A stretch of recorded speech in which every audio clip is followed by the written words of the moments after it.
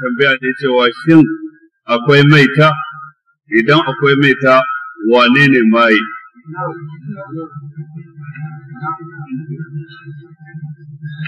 Wannan tambaya tana da matuƙar muhimmanci. A iyakacin sani na da ƙaramin ilimi na da bincike na, babu wani abu da suna maita a musulunci sai dai tsafi. Amma akwai wani abu da kila mutane na iya kiran shi da suna maita, shine kambun baka, abinda a larabci ake kiransa da suna al'ainu, wanda manzon Allah ya yi magana a kansa, yace al'ainu haqqun, kambin baka gaske ne. Yadda al'ainu yake ko kambin baka, halitta ce Ubangiji ta'ala ke halittar mutum da ita, akan harshensa ko idansa. Wani idan ya ga abin ya burge shi, ya yabe shi ko ya kalli abin kallo na sha'awa, to abin na iya kamuwa da cuta ko yana iya kamuwa da lahani. Da zai ga gida ya ce kai wannan gida ya yi kyau, to wannan gida na iya tsagewa. Da zai ga mota ya ce kai motar wani na da kyau, motar nan na iya yin hadari, motar nan na iya faduwa ko wani lahani ya same ta. Da zai ga wani mutum ya ce kai yau na ga wani kyakkyawan mutum, ko yau na ga wata kyakkyawar mace, matan nan ko mutumin nan suna iya kamuwa da cuta, ko mutumin ya faɗi ko ya tuntuɓe ya ci da baka ko wani abu makamancin haka. Duk wannan yana faruwa a sanadiyar kambin baka ko abin da ake kiran shi da suna al'ain.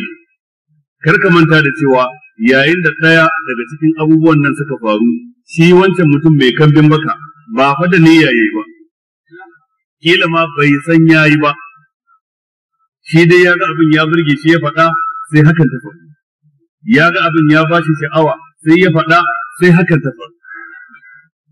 Akwai hadisi tabbatacce, ina jin Muwatta ma ya rawaito cikin Imam Malik ya rawaito cikin Muwatta, hadisin Sahal ibn Hunayf, ɗaya ne cikin sahabban manzon Allah sallallahu alaihi wa alihi wa sallam, ya kwabe yana yin wanka, sai ɗaya daga cikin sahabbai ya ganshi, wato sai ya hangi fatar bayansa, sai ce kai tun da nake ban taɓa ganin mutum bai kyakkyawar fata ba irin wannan, ban taɓa ganin wanda Allah ya baiwa fatar baya mai kyau ba irin wannan.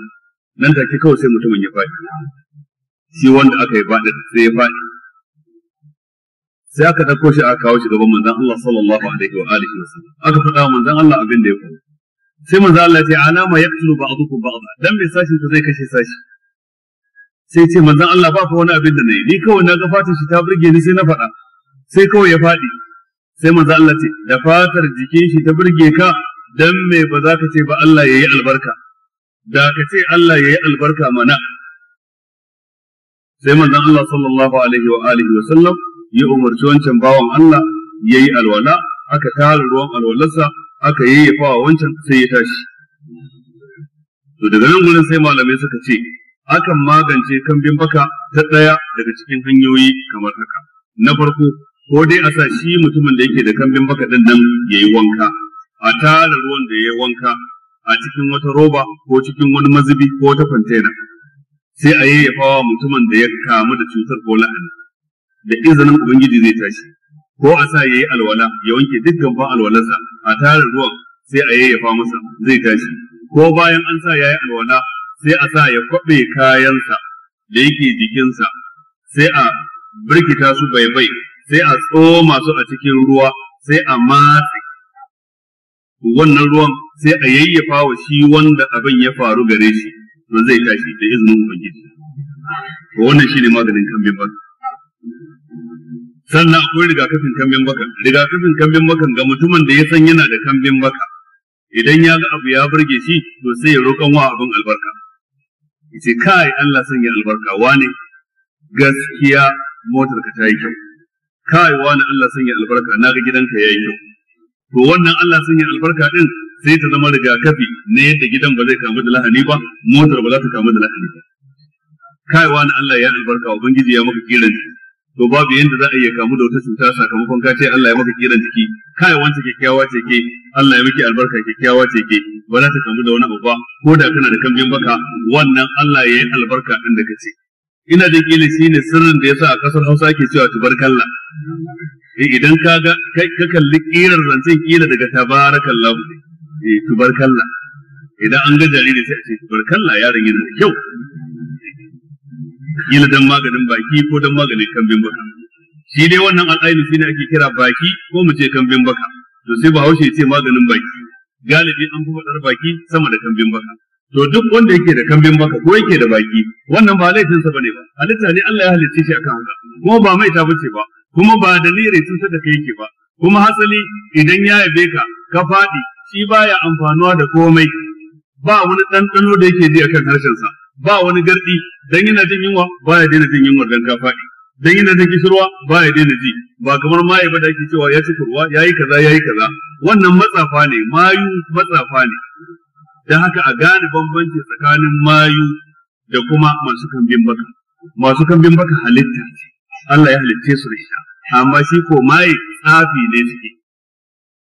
Dan maye za ga yanzu nan ya ce ajiye kankana ko ajiye gwanda, tsakaninka da ita kamar nan da inda kyamarar nan take ko nan da kofar masallacin nan, yana daga nan gurin sai ga yana cin gwanda, ga gwanda can a bakin masallaci, sai ga yana motsa bakinsa sai ya furzar da kwallon gwanda, ya furza bakinsa ya furzar da kwallon wato kankana. Kafin a jima inda za ka je ka buga wannan kankana din sai ga babu komai a ciki, kawai sai kwamsan sai bawo ya kewaye da ita, duk ya ce to ka ga wannan maye ne. Abin nufi dai matsafi ne, wannan tsafi ne, ba wai halitta ce Allah ya halitta dan adam. Allah ta fuskar halitta bai halitta dan adam da wannan ikon da wannan kudurar, sai dai in dan adam yana yin amfani da aljanu, ko kace yana yin amfani da rauhanai, ko kace yana amfani da mutanen boye, duk abu ɗaya ne, kawai wani fadda sawu ne Hausawa suke a ce rauhanai, mutanen boye, wacece kawai amma da a ce matsafi kawai matsafi yana amfani da aljanu, wannan kuma kaga ya haramun ne, tunda an ce wala yuflihu sahiru haisu ata, babu yanda za a yi mai tsafi ya tsira ta ko ina ya zo mai tsafi ba zai tsira. Da haka tsafi haramun ne, tsafi na kai mutane zuwa ga kafirci. wa ma yu'allimani min ahadin hatta yaqula inna ma nahnu fitnatun fala takfur, ba sa koyawa wani sihiri har sai sun ce da shi ka ji ka sani cewa mu dinnan da kaga muna yin sihiri fitina ce, jarraba ce daga ubangiji, fala takfur, kada ka kafirta. Abin nufi kada ka koyi sihiri domin sihiri kafirci ne. ولقد علموا لمن اشتراه ما له في الآخرة من خلاق, su sun sani dukkan wanda ya koyi sihiri ko yake yin sihiri ko yake yin tsafi ba ya da rabo a lahira. Wanda ko aka ce ba ya da rabo a lahira ma na kafiri kenan, ba musulmi bane ba kenan. wala bi sama sharau bihi anfusahum law kanu ya'lamun, sai kuma Allah ce walau annahum amanu, ina ma a ce sun yi imani, ashe da suke tsafi ba su da imani. walau annahum amanu wattaqau lama subatun min indillahi khairun law kanu ya'lamun. Da haka dai sihiri daban, kambin baka daban. Kar a ga wani da kambin baka a ce masa maye, a tsane shi, a jefe shi, a kore shi daga cikin dangi, a ce masa kaza, ko a ce dangin gidansu mayu ne, ba za a aura a gidansu ba. Duk waɗannan al'adu ne namu da gargajiya irin tamu. A hakikanin gaskiya kambin baka halitta ne, ko manzon Allah ya faɗa ya ce al'ainu haqqun, kambin baka gaske ne, haka Allah yake halittar mutum. Mutum babu yadda iya dan Allah halicce shi akan wannan, sannan kuma ba da niyyarsa bane, ba da san shi bane abin ke ba. Ina fatan mun fahimci wannan.